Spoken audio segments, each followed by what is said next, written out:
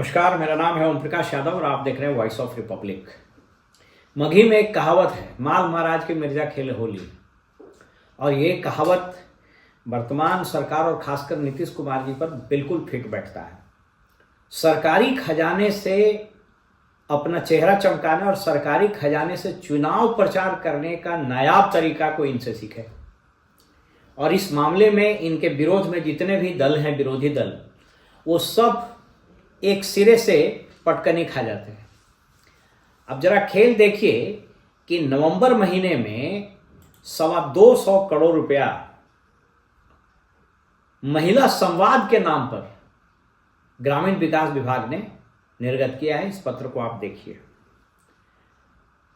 इसके बाद अखबारों में जो खबर छपाई गई है, आप सब लोग जानते हैं कि एक जो केंद्रीकृत विज्ञापन नीति बनी, इसके कारण लगभग सभी मीडिया पर इनका यूनिफाइड और केंद्रीकृत पकड़ हो गया।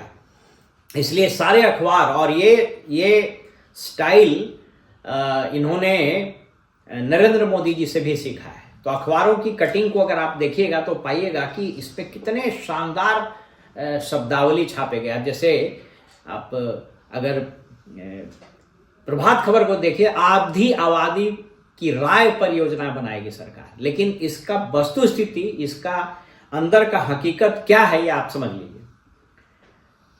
इस चारों उपचुनाव में जो एनडीए की सरकार, एनडीए अलायंस ने जीत हासिल की, इसमें अन्य फैक्टर के अलावा जो सबसे प्रमुख फैक्टर था वो था जीविका दीदी और महिलाओं का समर्थन।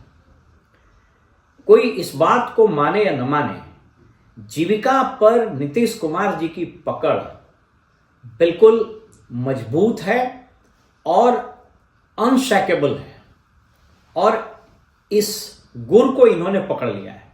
इसलिए देखिएगा कि जितनी भी इनकी यात्राएं, या फिर जाड़े का महीना आया, फिर इनकी यात्रा शुरू होगी। और हम लोगों ने जब जिलों में हम लोग जब थे तो देखते थे कि जब भी इनकी यात्रा होती थी तो भीड़ जुटाने के नाम पर सारे सरकारी अधिकारी इन्हीं जीविका दीदियों को इकट्ठा करते थे। मैं ये कदापि नहीं कह रहा हूं कि ये जीविका योजना ठीक नहीं है या इसमें कोई ये है, वो एक अलग विषय है। लेकिन ये 225 करोड़ रुपया नीतीश कुमार जदयू पार्टी और अपना चेहरा चमकाने के लिए, चुनावी प्रचार के लिए खर्च करेंगे, जिसकी किसी को कोई हवा ही नहीं लग रही। इस पत्र को अगर आप देखिएगा तो लगभग 100 करोड़ रुपया से ज़्यादा सिर्फ खाने पीने, चाय नाश्ते पर खर्च की व्यवस्था है और कथित रूप से ट्रेनिंग वगैरह के लिए व्यवस्था है। तो आप समझ लीजिए कि ये 38 जिलों, या जब उनका प्रोग्राम निकलेगा तो स्पष्ट होगा, छोटे छोटे 2-3 जिलों को मिलाकर के एक कार्यक्रम होता है। और ये विशुद्ध रूप से समझ लीजिए कि ये चुनावी प्रचार का शंखनाद अभी ही हो गया है। अब इनके आरजेडी और जो महागठबंधन इंडिया ब्लॉक है, ये क्यों नहीं पटकनी खाएगा? इन लोगों को हवा ही नहीं लग रही है। नीतीश कुमार जी ने नवंबर या दिसंबर से ही चुनाव प्रचार इसी महिला संवाद यात्रा से शुरू कर देंगे और इन लोगों को हवा ही नहीं लगेगी।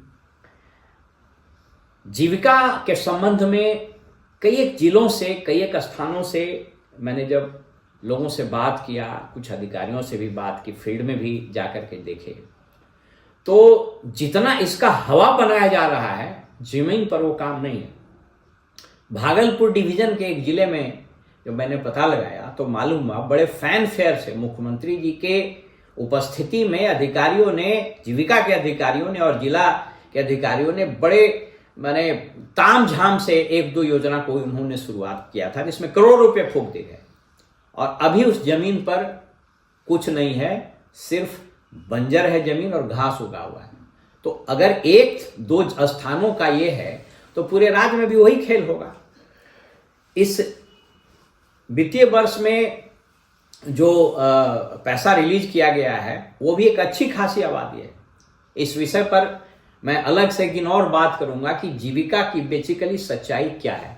लेकिन एक चीज तय है कि जीविका और जीविका दीदियों के माध्यम से नीतीश कुमार ने एक नस पकड़ लिया है और एक सॉलिड, एक बहुत ही मजबूत वोट बैंक का निर्माण कर लिया है, जो लगभग अभेद्य किला की तरह है। इसके लिए विपक्षी दल इंडिया गठबंधन को इसका तोड़ निकालना होगा और दिसंबर से ही उनको भी चुनाव प्रचार में जाना होगा। अन्यथा ये लोग फिर इस किसी मुगालते में रह जाएंगे और चुनाव में उलूल जुलूल नैरेटिव सेट करते रह जाएंगे, जबकि नीतीश कुमार का पूरा रणनीति और उनकी पूरी स्ट्रेटजी जो अभी से शुरू हो गई है पुनः एनडीए को एक बढ़त दिला सकता है। फिलहाल हमें इजाजत दीजिए और आप देखते रहिए वॉइस ऑफ रिपब्लिक। नमस्कार।